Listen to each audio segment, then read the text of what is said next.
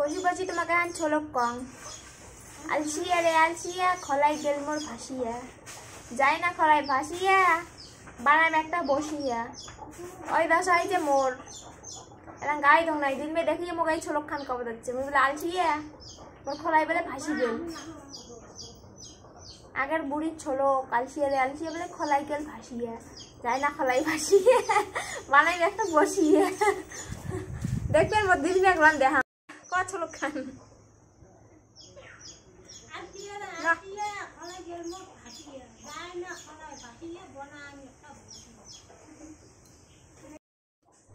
কার কার এমন হয় বাপের বাড়ি আসলে মুই এলাম গাড়ি ধং নাই 12টা 1টা বাজে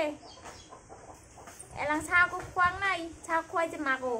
সারাদিন খালি বসি আড্ডায় মারে লোকজন এই যে এই মহান ব্যক্তির সাথে মহান ব্যক্তি মুখ দেখায় না